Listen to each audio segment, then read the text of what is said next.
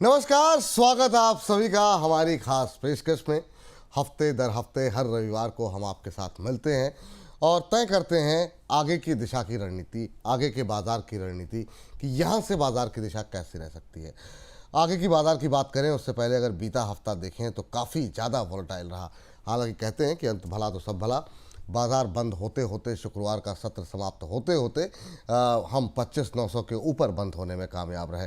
लेकिन ज़बरदस्त वॉलेटिलिटी, पहले एग्ज़िट पोल को लेकर के, उसके बाद से नतीजों के दिन शुक्रवार को हमने देखा बिहार के चुनाव के नतीजे जो आए उसमें एनडीए को बहुमत तो मिला, लेकिन बाज़ार ने तुरंत जैसे जैसे नतीजे आ रहे थे या जो रुझान आ रहे थे उस पर तुरंत प्रतिक्रिया नहीं दी और बिल्कुल आखिरी के आधे घंटे के अंदर निचले स्तरों से रिकवरी देखने को मिली।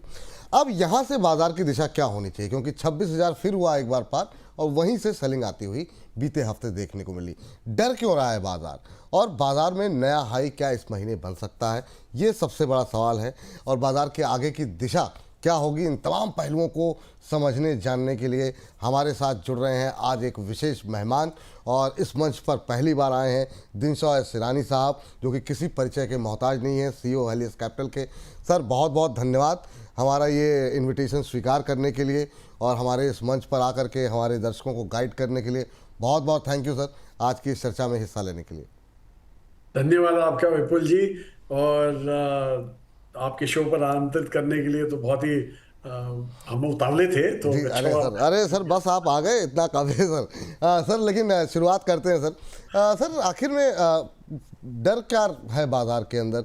दिवाली के आसपास भी लग रहा था कि बाज़ार हम नया हाई बनाने वाले हैं, 26,000 के आसपास हम डर जा रहे हैं। बहुत सारे रिफॉर्म किए गए सरकार की तरफ से, उनका उस तरीके से असर नहीं आया। अभी क्या ट्रेड डील को लेकर के डर है कि जैसे हम थोड़ा सा ऊपर जाते हैं फिर एक बड़ी सेलिंग आ जाती है? आप कैसे देख रहे हैं अभी के बाज़ार को, आप कैसे पढ़ रहे हैं? विपुल एक्चुअली मैं है ना पिछले 2-3 हफ्ते मैं पूरे भारत दर्शन पे था, क्योंकि हाँ। हमारा स्मॉल कैप लॉन्च हुआ है तो अच्छा मुझे अच्छा। उसके लिए पिच करने जाना पड़ा। तो एक चीज मैं ये समझ गया कि हमारी जो पब्लिक है वो थोड़ी घबराई हुई सी है। हाँ। जो अलग अलग बहाने जो मैंने सुने, मैं बहाने ही बोलूंगा बिकॉज मुझे लगता कोई सब्सटेंस है इन रीजंस में। एक बहाना था कि यूएस का डेट, अभी यूएस का डेट तो इतने सालों से चले आ रहा है, कोई नई बात है नहीं। जब तक वो रिजर्व करेंसी है मुझे लगता नहीं है कुछ प्रॉब्लम होगा उनके डेट में। दूसरा जो मैंने सुना है जियो पॉलिटिकल टेंशन, इफ एनीथिंग मुझे तो लग रहा है वो थोड़ी ईज ऑफ हो रही है, ज़्यादा नहीं हो रहा है कुछ ज़्यादा। तीसरा जो मैंने बहाना सुना वो था बिहार की इलेक्शन। अभी वो तो आपने देख ही लिया, एक तरफा एक्चुअली रिजल्ट आया है और एनडीए काफी भरपूर मेजोरिटी के साथ वापस आई है। तो मुझे कुछ ये इसमें कोई सब्सटेंस नहीं लगा ये सब बहानों में। इसलिए मुझे लगता है कि मेनली जो एक एक तरह का नेगेटिव व्यू फॉर्म किए जा रहे हैं। और अभी जो रिसेंट आया था वो था अर्निंग सीजन तो बहुत ही बढ़िया थी। तो मुझे लगता नहीं है विपुल, मेरे में कोई शंका है कि आगे चल के बाजार ठीक ही रहेगा। और जो आपने एक और जो मेजर ओवरहैंग है वो है एफआई का, उसमें भी हमें कोई शंका नहीं है कि आगे चल के ये वापस आने ही वाले हैं इंडिया में, क्योंकि ग्रोथ मार्केट उनको इंडिया जैसा मिलेगा नहीं। बिल्कुल सही कहा सर। तो ये आपका जो कॉन्फिडेंस है, एफआईज जो है वो वापस लौटेंगे सर। चूँकि एफआईज से जिक्र छिड़ा है तो मैं ट्रेड डील से पहले एफआईज पे आ जाता हूँ। एफआईज को किस बात का डर है सर? अब तो मतलब हमने अर्निंग भी देख ली कि मतलब ठीक है, अभी उतनी अच्छी नहीं है, लेकिन जो एक्सपेक्टेशन थी मार्केट की उसके इर्द गिर्द आती हुई दिखाई दी है और ये उम्मीद जगी है कि नेक्स्ट क्वार्टर के रिजल्ट हो सकता है और बेटर आते हुए दिखाई दें। तो फिर वजह क्या है? अब क्या अभी भी लोगों को क्या महंगा लग रहा है भारतीय बाजार? नहीं, बिल्कुल नहीं विपुल, एक्चुअली महंगा तो नहीं लग रहा है, लेकिन मुझे यही लग रहा है कि उनके मन में अभी भी, दिमाग में अभी भी यही शंका है कि ग्रोथ रेट सस्टेन होगा कि नहीं। आगे चल के क्या ये टेपर ऑफ हो जाएगा?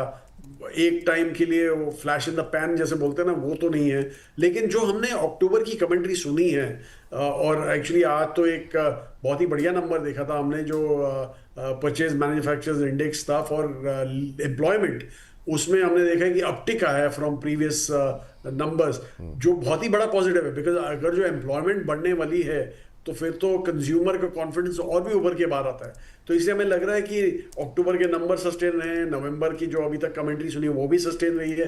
तो एक्चुअली देखा जाए तो ये दिसंबर का क्वार्टर एक टर्निंग पॉइंट होगा सबके व्यू को चेंज करने के लिए। और इधर ग्रोथ आ गया तो मुझे, वैसे मैंने जैसे बोला कि कोई ऐसा मुझे डाउट नहीं है कि ये लोग एफआई वापस आएंगे। और एक्चुअली जो निकले थे तो निकले थे हाई वैल्यूएशन की वजह से और लो ग्रोथ की वजह से, और वो ऑलरेडी रिवर्स हो गया है।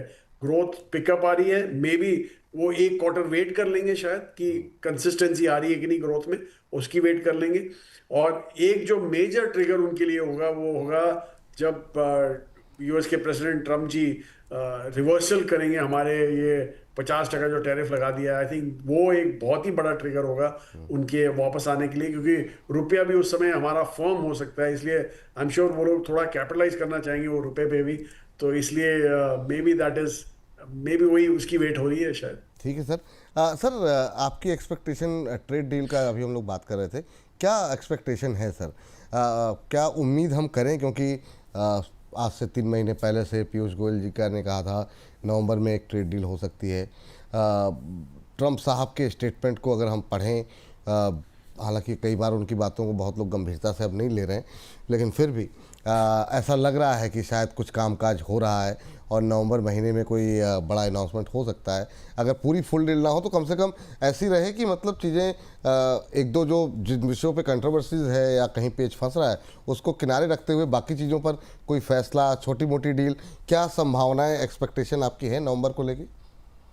देखा जाए तो जो पेपर में हमने जो पढ़ा है वही मैं आपको बता सकता हूँ। लेकिन ऐसा लग रहा है कि अगर जो ये ट्रेड डील, पहली चीज 25% जो हमारे पर पेनल्टी लगाई थी इंपोर्ट रशियन ऑयल का, वो तो आपने देख लिया। ट्रम्प जी का भी स्टेटमेंट देख लिया, उन्होंने खुद ही बोल दिया कि नहीं, इंडिया ने अभी बंद कर दिया है और थोड़ा ही ऑयल इंपोर्ट होता है अभी। तो हमें लग रहा है कि इंडिया अभी हमारी बात सुन रहा है, तो मुझे लग रहा है ये 25% तो चला ही जाएगा।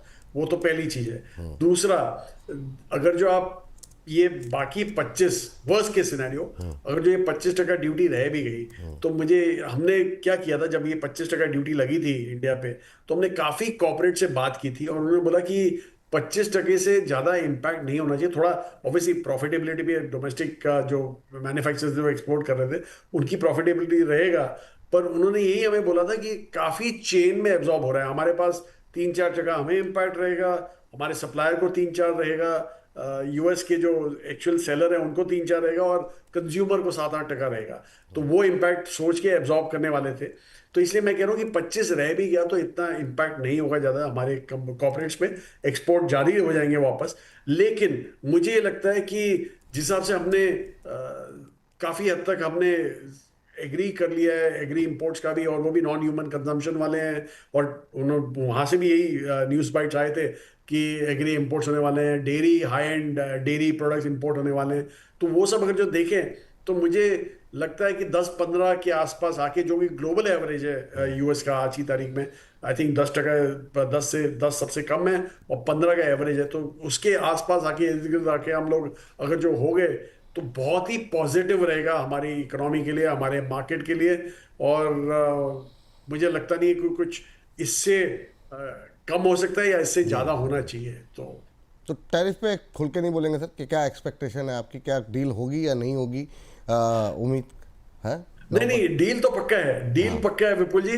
अभी ये नवंबर में होगी या दिसंबर में होगी, ये साल के अंदर होगी, वो कोई नहीं बोल सकता, पर डील पक्का है। और आपने देख भी लिया जो आज स्टेटमेंट आया हमारे जो चीफ नेगोशिएटर थे उनसे, कि हमारी तरफ से सब हो गया है, अभी कोई नेगोशिएशन की जरूरत नहीं है, अभी सिर्फ साइनिंग की जरूरत है। तो ऑब्वियसली ये शायद फाइल अभी ट्रम्प जी के पास पड़ी है और उनके शायद एक फोन कॉल करेंगे, क्या करेंगे भगवान जाने, पर पक्का वो तो साइन होने ही वाली है। चलिए ठीक, ये बात इसको लेकर के आई है सर। एक चीज़ और जो कई लोगों से बात हो रही थी, अब वो नई नई टेंशन निकालते रहते हैं। अब एक नई टेंशन कहने लगा, अब यूएस इकॉनमी अगर स्लो डाउन में चली जाएगी तो फिर से एक नई चिंता है और वो फिर दुनिया, भारतीय बाज़ार फिर से नीचे जाएंगे।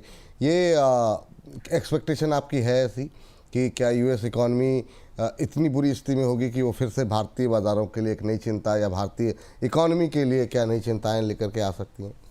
एक्चुअली विपुल जी, ये तो है, हम तो है ना दूसरों को देखिए इतने वो हो जाते हैं, बेबस हो जाते हैं। आप यूएस को देखिए, वो एक नए पीक पे चले जा रहा था, अभी पिछले 2 दिन हाँ से थोड़ा बिल्कुल। करेक्शन आया है, उनको पड़ी नहीं और हमें ज्यादा पड़ी होती है। But anyway, having said that, US की इकोनॉमी की अगर जो बात करें तो एक्चुअली उनकी जो इकोनॉमी है बहुत ही रिजिलियंट इकोनॉमी है। वो आई डोंट थिंक इतने सब, मतलब $38 ट्रिलियन का उनका डेट है, और वो आराम से सर्विस कर सकते हैं आगे चल के भी, उसके चलते तो कोई प्रॉब्लम नहीं हो सकता, क्योंकि वो रिजर्व करेंसी है। जैसे मुझे याद है, एक बहुत ही पहले अर्स्टवाइल चेयरमैन ने बोला था कि जब तक हम रिजर्व करेंसी है, डेट सर्विसिंग का तो इशू है ही नहीं, कि हम अपने डॉलर छाप के ही दे देंगे आपको इंटरेस्ट में।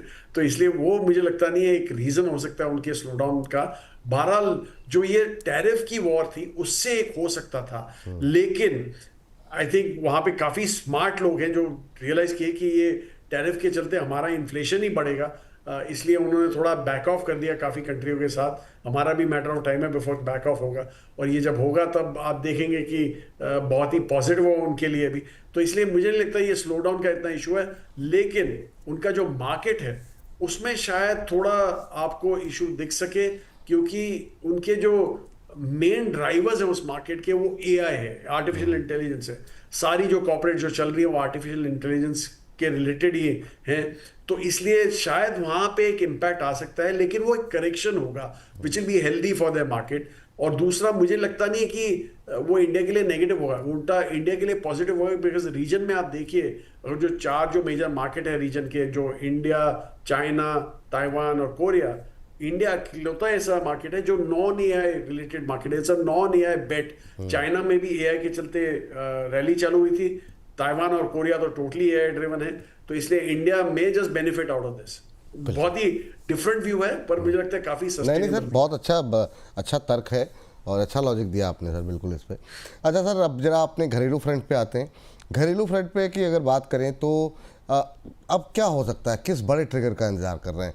गवर्नमेंट की तरफ से जो हो सकता था काफ़ी हद तक चीज़ें कर दी गई हैं, कंजम्पशन बढ़ाने के लिए रेट कट हो गया, जीएसटी में कट हो गया, फेस्टिव सीजन में हमने ऑटो के नंबर्स देखे काफ़ी अच्छे रहे।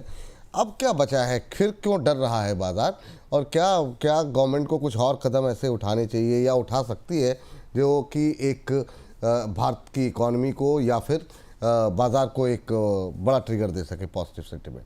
जी देखिए, आई थिंक एक जो एक्चुअली आप देखिए जो आईपीओज वगैरह आ रहे हैं, वो तो काफी अच्छे एब्जॉर्ब हो रहे हैं मार्केट में। तो इसलिए मुझे लग रहा है कि एक वहां पे जा रहा है, जो पैसा जो डाइवर्ट हो रहा है वो तो रहेगा, लेकिन हमारा जैसे हमारे पास भी हमारे मतलब इंडस्ट्री जो है, म्यूचुअल फंड इंडस्ट्री है, वहां पे काफी फंड्स है जो कैश पे बैठे हुए हैं। हम तो जीरो कैश लेके घूमते हैं, इसलिए हमें कभी हमारे पास कैश होता नहीं, हम फुली इन्वेस्टेड रहते हैं। हमें हमेशा लगता है कि इंडिया में बहुत सारे बेट्स हैं जो हमें एक्साइटिंग लगते हैं, इसलिए हम पूरे इन्वेस्टेड रहते हैं। बट हमारा जो दूसरे काउंटर पार्ट्स हैं वो काफ़ी कैश पे बैठे हैं, तो वो कैश डिप्लॉय होना है। फिर फ्लोज तो चालू ही हैं, हमारा जो मैंने जैसे बोला, हमारा एनएफओ चालू है स्मॉल कैप का, और रिस्पॉन्स बहुत ही बढ़िया है उसमें। तो हमें लग रहा है कि मे बी हमारी जो रिटेल इन्वेस्टर्स हैं या तो इंस्टीट्यूशनल इन्वेस्टर्स हैं, वो शायद एक छोटे ट्रिगर की वेट कर रहे हैं। क्वार्टर भी नंबर जो हमने सोचे थे कि इतने बढ़िया नहीं होंगे, और ये क्यों हमने सोचा था, क्योंकि एक तो जो डिमांड जो पूरा पोस्टपोन हो गया था, अनाउंसमेंट 15 अगस्त को हुआ था रैशनलाइजेशन का, और इम्प्लीमेंटेशन 22 सितंबर को हुआ था। तो एक महीना पूरा निकल गया ये क्वार्टर में ऑफ डिमांड पोस्टपोनमेंट। उसके बावजूद, और दूसरा जो हमारे banks which are around 23% of index, वहाँ पे एक निम कंप्रेशन था, बिकॉज काफ़ी हद तक एक बड़ा कट लिया था ये क्वार्टर में आरबीआई ने इंटरेस्ट रेट का। उसके बावजूद 8-9% ग्रोथ दिख रही है आपको, विच इज़ वेरी एक्साइटिंग। और जो वो ये सब इवेंट नहीं होते तो आपको 13-14-15% शायद दिख जाती है आपको ग्रोथ यहाँ पे। तो वो हमें कोई शंका नहीं है कि वो दिसंबर में दिखेगी। मे बी वही उसी की वेट हो रही है, एक बड़े क्वार्टर की वेट हो रही है, और probably December will provide that. But उस समय तक मुझे लगता नहीं है कोई बड़ा करेक्शन है। एक आपको टाइम करेक्शन शायद दिख जाए, but not a price correction. ये महत्वपूर्ण बात आपने कही कि सर अभी जो बाज़ार में है एक रेंज में भले चल रहा है, वो वाकई में एक बड़ा करेक्शन तो नहीं है वैल्यू वाइज, लेकिन हाँ एक टाइम करेक्शन का दौर चल रहा है जो लोगों के पेशेंस को चेक कर रहा है। वो इतने सवाल आते हैं हम लोगों के पास डेली बेसिस पे, ये भी नहीं चल रहा, वो भी नहीं चल रहा, क्या करना है। तो ये बात सही कि अभी थोड़ा सा धैर्य जो है बाज़ार मांग रहा है, पेशेंस आपका मांग रहा है, वो आप दीजिए और बाज़ार आपको रिटर्न देगा। बहुत सारे शेयरों में बहुत सारे सेक्टर्स काफ़ी ज़्यादा आउट परफॉर्मेंस उन्होंने दिखाई भी है, तो धैर्य बनाए रखने की आवश्यकता है। अब सर हम सेकंड हिस्से में जाते हैं अपने कार्यक्रम में, जिसमें कि हमारी कोशिश ये होती है तमाम सेक्टर्स को लेकर बातचीत करें, क्योंकि रिटेलर्स जो हमारे दर्शक हैं उनका रुझान इसी बात पे होता है, कुछ शेयरों पे बात हो जाए, कुछ सेक्टर पे बात हो जाए, कुछ आइडियाज़ लग जाएं आप जैसे लोगों से बातचीत करके, क्या फिर में यहाँ पे कहाँ पे अपॉर्चुनिटीज़ हैं। तो सर अभी के लिहाज से अगर हम देखें, बैंकों से बात शुरू करते हैं सर। ख़ास तौर से पीएसयू बैंकों ने काफ़ी अच्छा परफॉर्म किया मार्केट के अंदर। रिजल्ट भी अगर हम देखें तो काफ़ी अच्छे रहे, कम से कम प्राइवेट से थोड़े से बेटर दिखाई दिए। क्या एक्सपेक्टेशन है सर यहाँ पर? पीएसयू बैंकों में 2-3 बड़े ट्रिगर जो हैं, एक तो रिजल्ट तो है ही है, दूसरा जो गवर्नमेंट की तरफ से बार बार ये संकेत दिए गए कि कंसोलिडेशन होगा, तो ऐसे में छोटे जो मिड कैप बैंक्स हैं उनका भविष्य आप क्या देख रहे हैं, और पीएसयू और प्राइवेट में क्या बेटर लग रहा है? आपका व्यू क्या है ओवरऑल बैंक को लेकर? देखिए, हमारा बैंक का व्यू तो बहुत ही पॉजिटिव है पूरे सेक्टर का। बट वो इसलिए पॉजिटिव है क्योंकि हमें लग रहा है कि जैसे मैंने बोला, कंजम्पशन जो है, डोमेस्टिक कंजम्पशन, वो ही एक बड़ा पुश देगी हमारी इकोनॉमी को। एक्सपोर्ट और केपेक्स ओनली उतना ही हो सकता है उसमें, लेकिन बड़ा जो नंबर्स आते हैं वो कंजम्पशन से आते हैं। और आपने ये देखा था चाइना में भी अर्ली 2000 में मैन्युफैक्चरिंग कर करके एक हद तक पहुंच गए थे, लेकिन जब जैसे ही कंजम्पशन पिकअप हुआ उनका, डोमेस्टिक कंजम्पशन, तब जाके वो इकोनॉमी का हॉकी स्टिक कर्व चालू हुआ। तो हमें लग रहा है कि इंडिया भी उसी लेवल पे है, और वहां पे अगर जो बैंक्स की बात करें तो वो एक फ्यूल होता है कंजम्पशन के लिए। आप कंजम्पशन स्टैंड अलोन नहीं कर सकते हैं, आपको फंडिंग चाहिए उसके लिए, आपको वर्किंग कैपिटल चाहिए उसके लिए, आपको केपेक्स चाहिए। तो इसलिए बैंक्स और एनबीएफसीज एक बहुत ही इंट्रिंसिक पार्ट होंगे इसके। बहरहाल जो पीएसयूज आपने बोले, पब्लिक सेक्टर बैंक्स जो हैं, वो नॉर्मली केपेक्स हेवी बैंक्स होते हैं। मतलब वो बैकएंड के लिए पुश करते हैं आपके green field projects, brown field projects funding के लिए, वर्किंग कैपिटल फंडिंग के लिए, पर कंज्यूमर फेसिंग बहुत ही कम उनका पोर्टफोलियो होता है। इसलिए हमें वो ज़्यादा पसंद नहीं है। पसंद इन द सेंस वैल्यूएशन तो फिर भी अच्छे हैं, लेकिन हमें जहाँ ग्रोथ चाहिए वो आई थिंक प्राइवेट सेक्टर से ज़्यादा आएगी। पब्लिक सेक्टर, बहरहाल हमारे पास एक ही बैंक है, वो एसबीआई है, वो जो हम जिसको वो टोटली एक कंज्यूमर फेसिंग बैंक है, इसलिए हमें वो ज़्यादा पसंद है। तो इसलिए हम स्टिक करेंगे वहाँ पे। और पब्लिक सेक्टर में भी अगर जो आपको देखना है, तो आप पहली चीज़ ये देखना चाहते हैं कि बुरे टाइम में कौन से बैंक्सों ने अपने एसेट क्वालिटी मैनेज किए थे। आई थिंक वो एक पैरामाउंट है, क्योंकि सेक्टर पूरा सिक्लिकल होता है ये बैंकिंग सेक्टर, तो बुरा टाइम आएगा ही आएगा, अच्छा है तो बुरा भी आता है। तो इसलिए आपको वहाँ पे अब कंजर्वेशन करना पड़ेगा, तो वो देख के आप इन्वेस्ट कीजिए। हमारे पास कोई ऐसा तोड़ नहीं है उसका। अच्छा सर, अभी मतलब ओवरऑल व्यू अगर हमको दो में से एक चुनना हो, पीएसयू वर्सेस प्राइवेट, तो आपका रुझान ज़्यादा किस तरफ है? कहाँ पे फोकस रखना है? जी, हमारा झुकाव टोटली प्राइवेट सेक्टर की तरफ है। अच्छा। और पीएसयू में भी जैसे मैंने बोला एक ही स्टॉक है, वो एसबीआई हमारे एसबीआई, पास। ठीक है सर। हाँ चलिए, तो फिलहाल के लिए एसबीआई पे फोकस रखें, और प्राइवेट में भी सर इसका मतलब जो बातचीत से समझ में आए वहाँ पर भी सर दिग्गज बैंकों पे ही आपका भरोसा होगा फिर? हाँ जी, हाँ, आईसीआईसीआई बिल्कुल, बैंक। हाँ जी, हाँ जी, हाँ जी, हाँ जी, बिल्कुल। और छोटे भी बैंक हैं जो आपको दिखेंगे हमारे पोर्टफोलियो में, जहाँ पे एसेट क्वालिटी जैसे मैंने बोला बहुत ही इंपॉर्टेंट होती है, तो इसलिए वो देख के आप कीजिएगा। ठीक सर, चलिए, तो यहाँ पर बैंकिंग शेयरों को लेकर के ये नज़रिया है सर। एक सेक्टर पे हम लगातार ही बात कर रहे हैं अपने इस खास सेगमेंट में, क्योंकि वो सेक्टर ने ज़बरदस्त आउट परफॉर्मेंस दिखाई है पिछले 2-3 साल से। लगातार रिटेलर्स के पोर्टफोलियो में काफ़ी रहे हैं, वो है डिफेंस के सर। जैसे लगता है स्टोरी ख़त्म हो गई, फिर कुछ नया आ जाता है और वो फिर से उनमें जान आ जाती है, वो फिर से चलने लगते हैं। काफ़ी टाइम से बात चल रही है, वैल्यूएशन महंगे, बीच में करेक्शन भी आया, और अभी क्या करना चाहिए? क्योंकि कुछ एक कंपनियों के रिजल्ट्स हमने देखे, वो अच्छे लगे। फ्राइडे के सेशन में हमने देखा कि बीडीएल वगैरह के भी रिजल्ट्स आए, वो भी हमने देखा कि ग्रोथ वहाँ पर अच्छी देखने को मिली। कुछ एक के ख़राब भी रहे। ओवरऑल इस सेक्टर्स में क्या एक्सपेक्टेशन है? क्योंकि जिस तरीके से हर 1-2 महीने 3 महीने के बाद होम मिनिस्टर की तरफ से, गवर्नमेंट ऑफ इंडिया की तरफ से कोई ना कोई स्टेटमेंट इस सेक्टर को लेके लगातार बन रहे हैं, क्या व्यू है सर आपका? जी देखिए, एक्चुअली हमें कोई चिंता नहीं है सेक्टर में। हमें हमें ऐसा लगता है कि इंडिया, ऑब्वियसली वैल्यूएशन एक चीज़ आपको ध्यान में रखनी पड़ती है, बट हमें लगता है कि हम इंडिया जो है वो बहुत ही एक फ्रेंडली कंट्री है। और आपने देखा है कि ये रशिया और यूक्रेन का जब झड़प चालू हुई थी, उसके बाद डिफेंस स्पेंडिंग काफ़ी हद तक बढ़ा दी थी सबने। यूरोप जो सबसे कम स्पेंड करता था उन्होंने भी बढ़ा दी। फिर ट्रम्प जब आए तब उन्होंने क्लियर कर दिया नेटो पार्टनर्स को कि आपको अपना परसेंटेज ऑफ जीडीपी 2% तो डिफेंस पे खर्चा करना ही पड़ेगा, तभी आप नेटो में रह सकते हैं। तो सब ने अपने स्पेंड्स बढ़ा दिए और उसके लिए सोर्सिंग बेस जो है वो काफ़ी लिमिटेड है। और इसलिए हमें लगा कि इंडिया एक कैपिटलाइज कर सकता है इसके ऊपर, आउटसोर्सिंग बन सकता है डिफेंस प्लेयर्स के लिए, because we are a friendly country. और एक फ्रेंडली कंट्री से आराम से आप डिफेंस कर सकते हैं, डिफेंस सोर्स कर सकते हैं विदाउट फीलिंग गिल्टी। इसलिए हमें लगा था कि ये बहुत बड़ा बेस बन सकता है। बट अनफॉर्चुनेटली जो हमारी मेनली जो डिफेंस कंपनियां हैं, जैसे आर वेरी केपेक्स हैवी। सिर्फ एक ही है जो हमारे एक्चुअली हम ओन एक ही को करते हैं, वो है भारत इलेक्ट्रॉनिक्स। और वो इसलिए ओन करते हैं क्योंकि इलेक्ट्रॉनिक्स सर्विस इग्नोस्टिक होता है। वो आपके एयरफोर्स में भी जा सकता है, आर्मी में भी जा सकता है, नेवी में भी जा सकता है, हर एक जगह यूज हो सकता है। और कंज्यूमर कंजम्पशन में भी यूज हो सकता है। ड्रोन्स हो गए, कंज्यूमर ड्रोन्स हो गए, या तो इलेक्ट्रॉनिक्स हो गए वगैरह उसमें।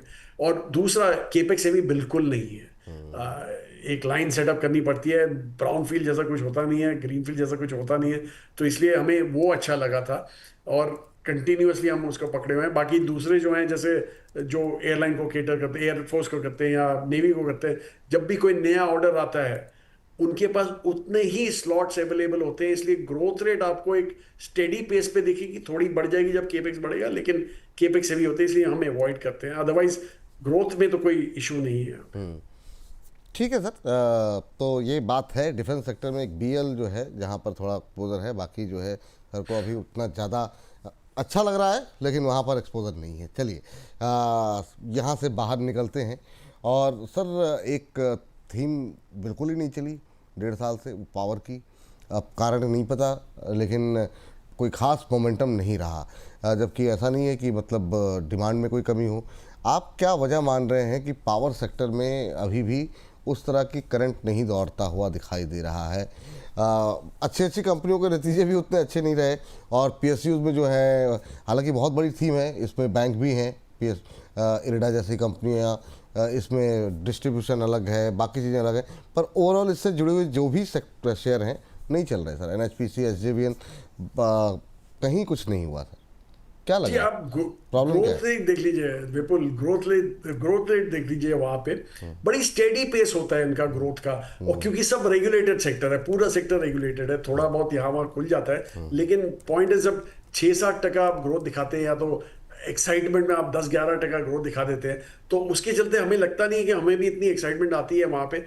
बहरहाल हमारा एक्सपोजर है पावर सेक्टर में, बट वो एंसिलरी से है, जो सप्लायर्स है, इक्विपमेंट सप्लायर्स हैं, और काफ़ी अच्छे वहाँ पे हैं। मैं ऑब्वियसली पीएसयू सप्लायर्स की बात नहीं कर रहा, मैं प्राइवेट सेक्टर सप्लायर्स की बात कर रहा हूँ, जो ट्रांसमिशन में अलग अलग टेक्नोलॉजी लेके आते हैं। दो बड़े प्लेयर्स हैं यहाँ पे हमारे इंडिया में, बहुत एमएनसीज हैं, तो इसलिए हमें वो ज़्यादा पसंद है। और इसलिए हमने, और आपने बोला कि ग्रोथ नहीं आया, वहाँ पे आप देख लीजिए ग्रोथ तो बहुत ही बढ़िया ग्रोथ आया है। वो 2 स्टॉक्स जो है हमारे पास, आप हमारा पोर्टफोलियो खोल लेंगे तो आपको दिख जाएंगे वो स्टॉक्स। चलिए ठीक है सर, हालांकि अगर आप अपने मुंह से बोलते तो ज़्यादा अच्छा लगता, लेकिन ठीक है, कोई बात नहीं उतनी मेहनत हम लोग कर लिया करेंगे।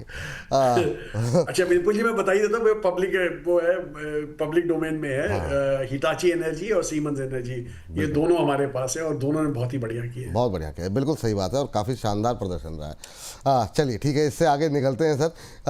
पावर से के बाद जो है सर, अभी आईटी का फ्यूचर क्या लग रहा है आपको? मतलब है भी कि नहीं है? मतलब खासतौर से जो दिग्गज है, इन्फोसिस, टीसीएस, विप्रो पे बहुत क्वेरीज आती हैं, नहीं चले, बीच बीच में एक रैली आती है, फिर कोई ना कोई कंसर्न आ जा रहे हैं, कभी वीज़ा को लेकर के बात, कभी किसी को लेकर बात। क्या लग रहा है, एआई को लेकर के डर, इससे क्या अभी दूरी बना लेनी चाहिए रिटेलर्स को खास तौर से, या आंख मूंद करके अभी अपना निवेश बनाए रखना चाहिए?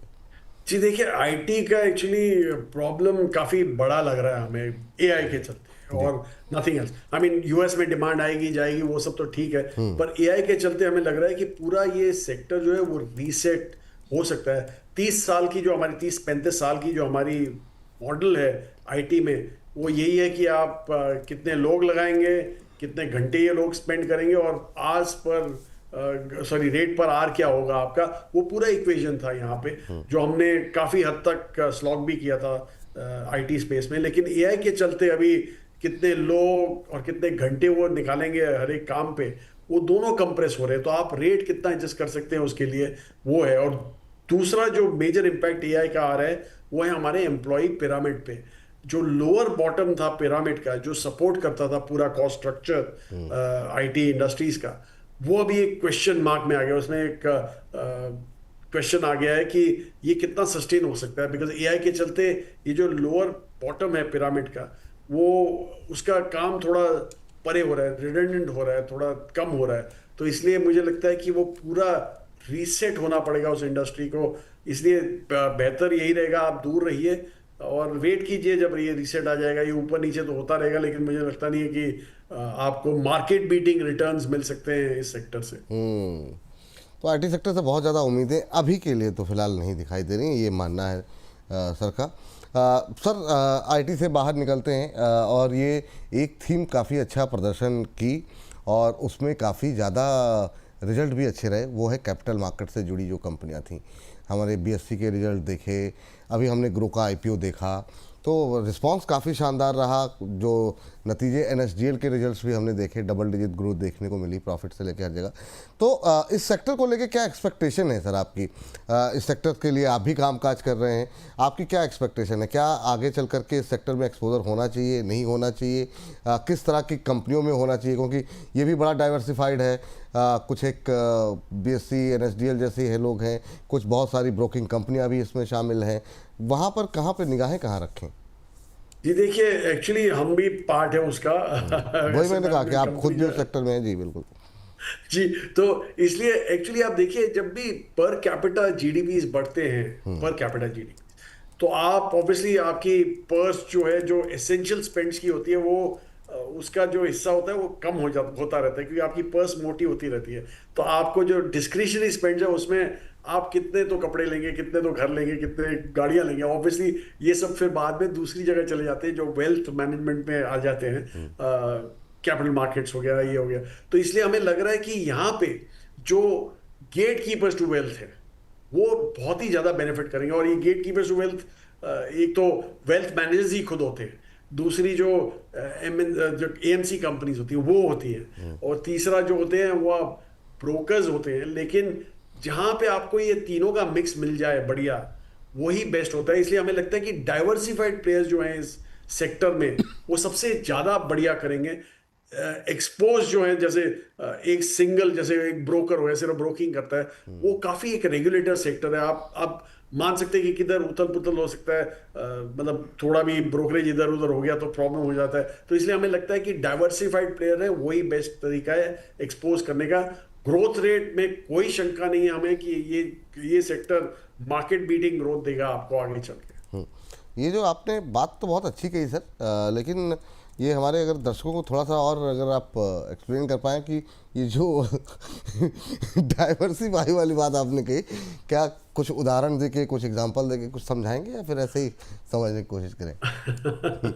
नहीं, जैसे कोई प्लेयर है जिसके पास एएमसी भी हो, ब्रोकिंग भी हो, वेल्थ मैनेजमेंट आर्म हो, पीएमएस आर्म हो, एएफ आर्म हो, ये उसको हम डाइवर्सिफाइड प्लेयर बोलते हैं।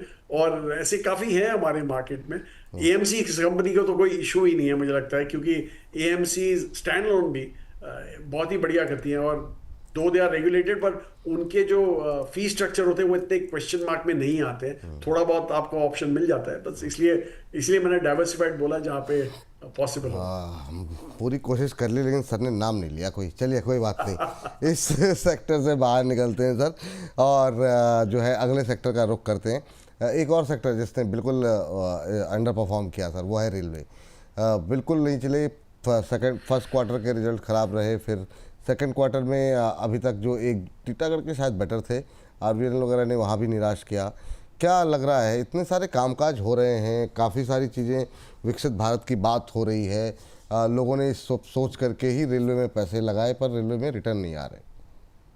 जी देखिए, एक्चुअली रेलवे का प्रॉब्लम आप देखें तो ये साल और अगले लास्ट ईयर से ही चालू हुआ था। क्योंकि मोस्ट ऑफ द टाइम्स जो केपेक्स जो गवर्नमेंट का था वो थोड़ा बैक सीट पे चला गया था और फोकस थोड़ा निकल गया। आई थिंक मेनली ये गवर्नमेंट ने बहुत ही बढ़िया एक कॉल लिया है कि अभी से केपेक्स का खर्चा आप प्राइवेट सेक्टर पे छोड़िए, पुश कीजिए प्राइवेट सेक्टर को कि आप केपेक्स करना चालू कीजिए और कंसंट्रेट कीजिए एम्प्लॉयमेंट पे। तो उनको बेनिफिट दीजिए थोड़ा कि आप एम्प्लॉयमेंट की तरफ फोकस कीजिए एंड ऑल। आई थिंक ये जो फोकस है वो आगे चल के बहुत ही बढ़िया रहेगा। इसलिए मुझे लगता है कि जो भी बजट पे डिपेंडेंट था वो आप सेक्टर अभी के लिए थोड़ा साइड में रखिए। और डिफेंस ऑब्वियसली उसका तो ऑप्शन ही नहीं है हमारे पास, क्योंकि हमारे इतने बढ़िया नेबर्स हैं हमारे जो हमेशा कुछ ना कुछ प्रॉब्लम खड़ा करते रहते हैं, इसलिए हमें तो डिफेंस का स्पेंड कभी बैक ऑफ नहीं करना पड़ेगा। लेकिन उसके चलते आपको दूसरे जगह पे थोड़ा कंप्रेस करना पड़ेगा। इसलिए रेलवे एक बहुत बड़ा पोर्शन हुआ करता था जो थोड़ा कम हो गया, इसलिए थोड़ा अवॉइडेबल है आज की तारीख में। मुझे नहीं लगता कि आगे चल के इसमें आपको मार्केट बीटिंग रिटर्न्स मिल सके।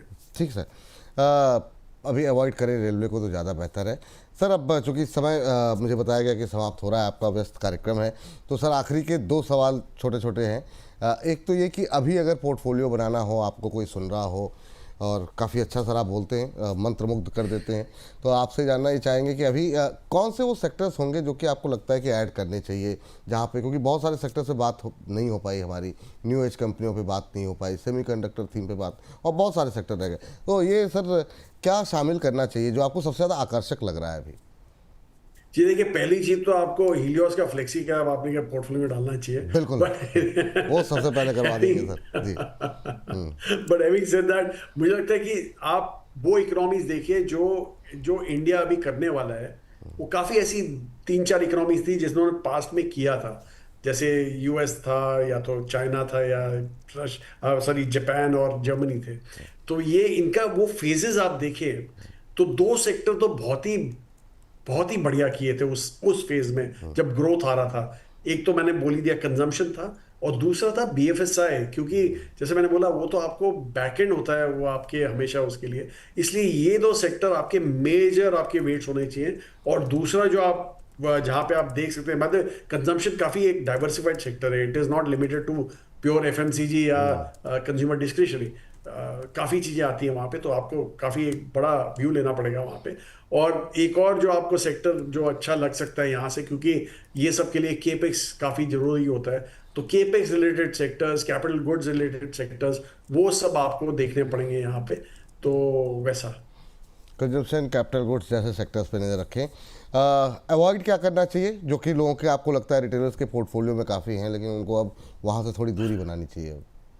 तो एक चीज तो आपको जो अवॉइड करनी है वो ऑब्वियसली मैंने जो पहले भी बोल दिया, आईटी। आई डोंट थिंक वो एक्सटर्नल फोकस कंपनी आज की तारीख में देखनी चाहिए, आपको डोमेस्टिक ग्रोथ देखना चाहिए ज़्यादा। और दूसरा जो आपको अवॉइड करना चाहिए वो एफएमसीजी है। नॉर्मली लोग सोचते हैं कि कमाते लोग ज़्यादा हैं तो एफएमसीजी में अच्छा मुंह आ सकता है, क्योंकि ज़्यादा कमा रहे हैं तो खर्चा ज़्यादा करेंगे। लेकिन जैसे मैं एग्जांपल देता हूँ कि क्योंकि आप ज़्यादा कमा रहे हैं मतलब ये मतलब तो नहीं है आप दिन में 4 बार 5 बार नहाएंगे या 6 बार अपने दांत ब्रश करेंगे, तो वो आप उतना ही करेंगे जितना आपको जरूरत पड़ेगी। तो इसलिए अवॉइड कीजिए वो सब। तो यही है 2-3 सेक्टर जो आपको अवॉइड करने बिल्कुल। अच्छा सर, जाते जाते एक सेक्टर रह गया सर, वो ऑटो का। जीएसटी कट की बात तो हुई, यहाँ कुछ उम्मीदें हैं सर, या ये फेस्टिव सीजन ख़त्म, पार्टी ख़त्म, क्या फिर आपको लगता है नहीं एक सस्टेन ग्रोथ देखने को मिल सकती है? क्योंकि ये कंजम्पशन से जुड़ी बात आप कर रहे थे और ये उसका बड़ा पार्ट है। जी जी देखिए, ऑटो में एक्चुअली हमने देखा है कि ग्रोथ सस्टेन रही है। ऐसा नहीं था कि एक पोस्टपोनमेंट हो गया उसके बाद ग्रोथ चली गई। बट अगेन यहाँ पे हमारा जो ऑटो का प्रॉब्लम है टू व्हीलर में इतना नहीं है जितना पैसेंजर व्हीकल्स में है। वो ये है कि ईवीज जो इलेक्ट्रिक व्हीकल्स है वो थोड़ा उसका मार्केट शेयर कम कर सकती है, ग्रोथ रेट कम कर सकती है। बट अफॉर्चुनेटली हमारे जो सारे प्लेयर्स हैं वो इंसुलेटेड है from imports, from external this thing. तो इसलिए हमें लग रहा है कि एक स्टेडी ग्रोथ आपको दिखती रहेगी यहाँ पे आगे चल के। ठीक है सर। अब जब जो पीछे का जरा हमारा बैकग्राउंड दिखा दीजिए सर। ये जो सवाल है इसी के साथ हमने शुरू किया था कि नया हाई क्या इसी महीने लगेगा, तो ये उम्मीदें सर ये इस महीने के हम उम्मीद करें, इस साल की उम्मीद करें, हाई की उम्मीद करें भी कि नहीं, आपको लग रहा है और लंबा समय लगेगा? क्योंकि आपने कहा जैसे कि हम लोग एक टाइम करेक्शन के दौर में हैं, ये करेक्शन क्या मतलब 2025 में पूरा हो पाएगा या 26 तक का इंतजार करना पड़ेगा न्यू हाई जी के? देखिए, अगर जो एक्चुअली इतना दूर नहीं है हम नए हाई से, काफी करीब ही है। बिल्कुल। पर एक जो बड़ा ट्रिगर होगा वो ऑब्वियसली जो ड्यूटी रैशनलाइजेशन अगर जो हो गई तो मुझे कोई शंका नहीं है उसी दिन आपको एक नया हाई देखने मिलेगा। देखने को मिला। सर थैंक यू, बहुत बहुत धन्यवाद। आप बहुत न सिर्फ अच्छे सीईओ हैं, फंड मैनेजर हैं सर, वक्ता बहुत अच्छे हैं, बहुत अच्छे से एक्सप्लेन करते हैं। हमारे दर्शकों का काफ़ी मार्गदर्शन हुआ। एक ही रिक्वेस्ट रहेगी कि जब भी निवेदन किया करें थोड़ा समय निकाल लिया कीजिए, ज़्यादा परेशान नहीं करेंगे, 1-1.5 महीने में जब भी आपको समय मिले। थैंक यू सर, बहुत बहुत धन्यवाद आज की चर्चा में। धन्यवाद जी, धन्यवाद। तो आज के कार्यक्रम में फिलहाल यहीं पर अब हम समेटेंगे। आईटी से, रेलवे से थोड़ी सी ईरानी साहब का मानना है कि थोड़ी दूरी बना करके चलें, बहुत ज़्यादा उम्मीदें नहीं है। कैपिटल गुड्स कंजम्पशन जैसी थीम पर जो है काम करेंगे तो वहाँ पे बेहतर रिटर्न आते हुए दिखाई देंगे। बाकी इंडिविजुअल स्टॉक्स पे जो आप लोगों के सवाल हैं, जो टिप्पणियाँ हैं, उसके लिए सोमवार से शुक्रवार सुबह 10 बजे और दोपहर 1 बजे जुड़िए हमारे साथ और तमाम विषयों पर बातचीत हम लोग लगातार कर ही रहे हैं। और शनिवार का जो हमारा सेगमेंट है उसको जाकर के देखिए, छोटे शेयर ऊंची छलांग, फिर लगाने लगे हैं छोटे शेयर ऊंची छलांग, वो जाकर के देखिएगा ज़रूर। अगर शनिवार को सुबह 2 बजे, दोपहर 2 बजे जो है अपलोड किया गया है। और अपनी टिप्पणियाँ हमें अवश्य बताते रहिए। फिलहाल के लिए इजाज़त दीजिए, नमस्कार।